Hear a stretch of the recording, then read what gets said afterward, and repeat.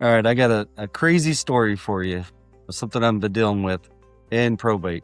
And this topic is about missing wills, not having documentation, not having anything at all. So this is kind of what you do in this situation and what you can avoid if you want to. So let me tell you about Uncle Earl. He's a resident of Haltom City. It's actually, his name is Earl Beaumont. He told me I could share this information for you. Lifelong Fort Worth resident, lives in Haltom City. He owns a house that is 3-bedroom in Haltom City that was paid off in 1987. Probably bought it for 15 grand then. Earl was a man who did things his own way. Earl did not trust banks. He kept all his cash in coffee cans. I was wondering why some people pay me by check for mowing their yards, but he always handed me $15 cash. He never trusted doctors. He treated every ailment that he had with hot tea and a brisket sandwich. Earl absolutely did not trust lawyers either. A lot of people probably don't because they think that you only need a lawyer when something's wrong, and he definitely needs something here. So he always thought, why would I pay someone in a suit in an office to write down everything that I already know? He used to say that. A lot of people do. So Earl never called a lawyer. Earl never made a proper will. And when Earl passed away at 81 years old, peacefully at home with his beloved parrot, Gerald, his family was left with a house, a coffee can of cash, and absolutely zero legal documentation what was supposed to happen. So what followed was, I say this with love and intention, one of the most chaotic probate situations that I've dealt with in 21 years. And so let me walk you through it. I'm not an attorney, I'm a real estate broker, and I get involved when we buy houses and we sell houses. We actually have to do some legal work to help out families that want to avoid probate. So Earl's family is a real lesson here about what could go wrong with missing wills or invalid wills and what you could do about it. I don't mean to smile, but so it just brings back memories working through this tragedy. So Earl had 3 kids, Donna, Ray, and little brother Kevin, who was 54, but everyone still called him little brother. They all showed up at the house a week after the funeral. First thing they do, they look for the will. Donna checks the filing cabinet. Ray checks the coffee can, which, by the way, had $400 in the coffee can, $412, and a Dale Earnhardt 1987 baseball card. Dale Earnhardt baseball card. Or was it a racing card? Little brother Kevin checks under the bed, behind the dryer, inside the Bible. Now, I'm not making this up, inside the parrot cage, because Gerald the Parrot likes to take things that are interesting and shining. 3 kids, so you have no will, you have 3 kids, 1 house, no instructions from Earl about what to do with his estate. So this is the exact moment a family realizes, or the 3 kids realize, that they are now in the probate process, ready or not. A little about Texas. When someone dies without a valid will in Texas, the estate is called in-state. The word just means the state, not your family, not your descendants' wishes, gets to decide who inherits what and what shares they get. So Texas has a specific formula to base this on. Spouse, children, parents, siblings, they each have a divided place in line. For Donna and Ray and Kevin, as surviving children with no surviving spouse, that meant equal shares. But here's the problem. Equal shares of a house is not simply a simple thing when one sibling wants to sell. One wants to keep it, one wants to live there. And Ray, one of the brothers, had moved back in the house 2 years ago prior to helping to help Earl just around the house and, live rent-free probably. He figured that meant something to Earl, but he didn't leave any instructions. Anna figured it meant Ray had been living rent-free and should be grateful for a portion of his share. Kevin figured out the Dale Earnhardt card was worth something on eBay and wanted to focus on that first. So you have divided interests. You got Ray that lived in the house, so he should give up some of his share. Donna probably took care of the financials and stayed in touch. She's probably the most responsible, going to be the executor, maybe. And then you got Kevin, baby brother. Usually, sometimes the youngest brother doesn't become the executor for some reason on a normal case, but they're stuck. And this is only day 8. So if you know Earl, you're familiar with Earl in Haltom City.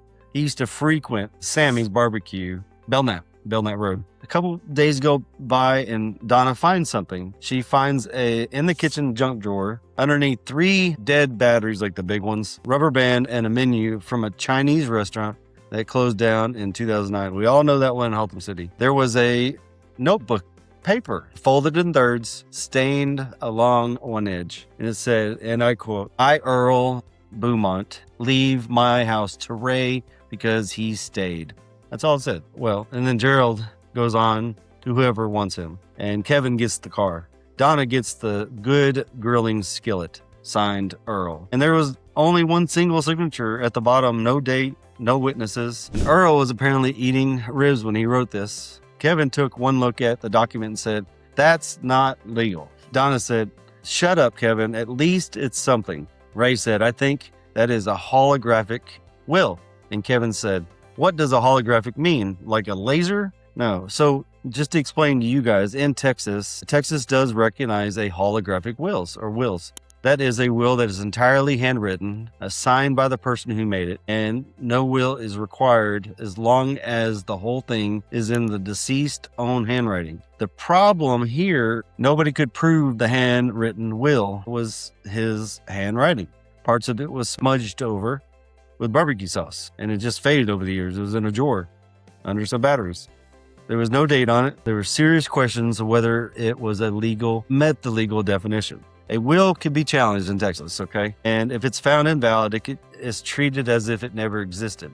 So now the family, Ray, Donna, and Kevin, have something that might be a will, might be a grocery list. Either way, they can't sell the house yet. So that's kind of when I got involved, shortly after the funeral. But the funny part is that this whole segment is Gerald the Parrot, who is at this point had learned to say lawyer.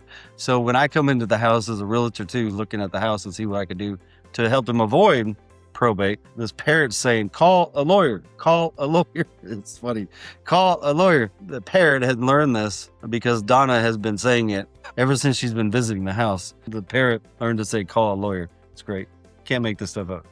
Okay, with all seriousness, let's step out of Earl's kitchen a bit and let's see I don't mean to make light of this, but the story is kind of crazy and I have freedom to tell it from Earl's family because I helped him sell the house. Whether you're dealing with a will, a missing will, a note on a napkin, or a document someone suddenly challenges in court, there's a few things you need to understand about Texas law and how it handles it. So there's 4 things I want to cover real quick with you. There's first, the bar for a valid will in Texas is actually pretty clear. It needs to be in writing. Someone needs to be signed by the person making it, and it needs to be witnessed by 2 credible adults who do not benefit from the estate. So they call them disinterested parties. If the will is entirely written by hand, what Texas calls holographic, it doesn't need a witness, but it does need to be completely in deceased's own handwriting and handwritten and signed. Second, if a will can be challenged, it often is. Common reason include missing witnesses, beneficiary who also served as a witness, someone that is interested in the party or the property. There's signs that the person wasn't a sound mind when they signed the will. There was evidence of pressure from someone in position of influence directly for Earl. And any of these can get a will thrown out if it's not done properly. Third, when there's no valid will or when the will gets tossed, Texas law does kick in. The state has a formula that they follow to keep everything by partial or whatever. If there is no surviving spouse and the deceased had children, these children typically inherit equal shares. But that can be complicated fast when there are stepchildren, estranged relatives that pop up, and adopted children. People don't think about adopted children. Or someone like Ray who moved back in the property and thought that meant something legally. And fourth, this is the one people miss. None of this resolves itself. The court has to be involved. Someone has to be appointed as administrator of the estate, which is usually the oldest kid, typically. Documents have to be filed. An affidavit of heirship may be needed to be recorded if there's only the house to be sold, nothing else to divide bank accounts or cars or something else. And a quiet title action might be required if one of the heirs doesn't want to sign. And I deal with that a lot. And all this takes time. sometimes months. Tarrant County could be 4 months to 9 months. Dallas County is definitely 9 months to 2 years. This is not a situation you could wait out. The longer it sits unresolved, the harder it gets. So this is when we go to the title company, not we, the family, and they decide to sell the house after 6 weeks of arguing about it. And the 3 siblings agreed on one thing.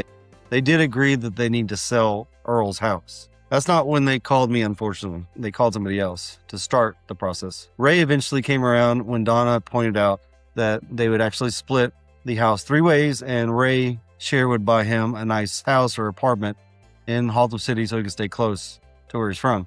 Kevin agreed immediately because little brother Kevin, because he already spent the $412 on a transmission and he needed some more money to do something with. And Donna just wanted it done. They actually found a buyer through somebody sent them a check or something, or some buyer called them on the phone from another country probably. And they agreed to sell the price of the house, sight unseen. So this could go good or bad. But when they got to the title company, because they didn't know to just, without a will, with this situation, they didn't know that they had to open title and do a title search prior to closing on a house. They figured they could just sell to somebody, write a contract on a napkin, and turn it into the title company, and they take it. But that's not the way it goes. They got to the title company. Everybody sat down. They were excited about selling.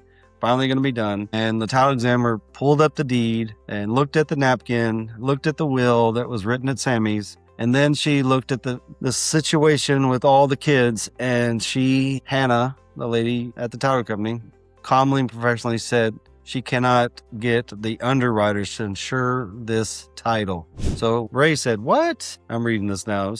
She said, "What?" Kevin said, "Why?" And Donna said something I can't repeat on camera. The problem was the chain of title. Earl had died, like I explained before.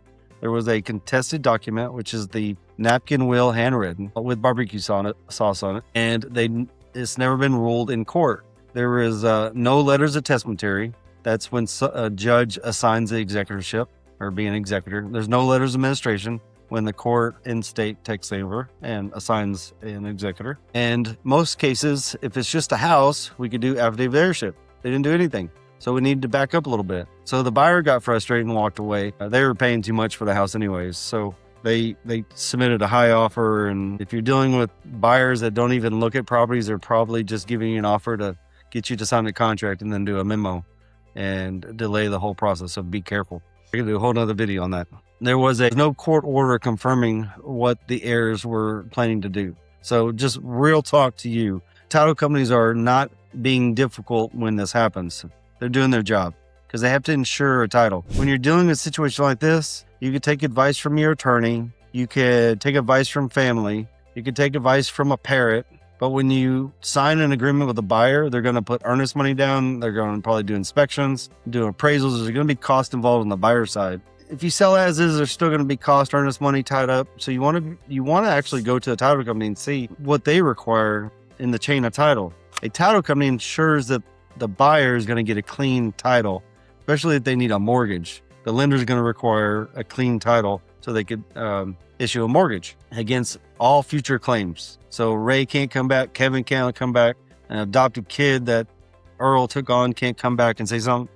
Or even a divorced spouse that may be still alive can't come back and claim ownership after the house is sold. There's not no proper notification. If ownership isn't clear, established through proper legal documentation, they cannot guarantee that the buyer will not have a clean title. If they can't guarantee a clean title, you can't sell the house. So the deal collapsed that afternoon. That's when they started Googling and looking around, and that's kind of when they called Sam at Sammy's, and I got involved. They referred me, like I said originally in the video, and we started working on this. So this story has a lot of mess. They made a mistake by calling some buyer they didn't know randomly. Then they called the Haltom guy. I live here. I'm local. I've done so many deals in probate and pre-probate, I guess they want to call it, with affidavit heirships, that at this point, I could definitely kind of lead you in the right direction so you're not in this mess or sign a contract. So this is how we fixed it. Okay, this is when the story gets good. We helped Earl and the 3 siblings sell the property. So After the deal collapsed, the buyer got frustrated and was starting to yell at him, so they didn't like him anymore. They didn't trust the buyer, so it all collapsed. They couldn't do anything about it. It just got real messy. They called me through a referral from Sammy's. I know Sam at Sammy's, and it's a cool story how we met.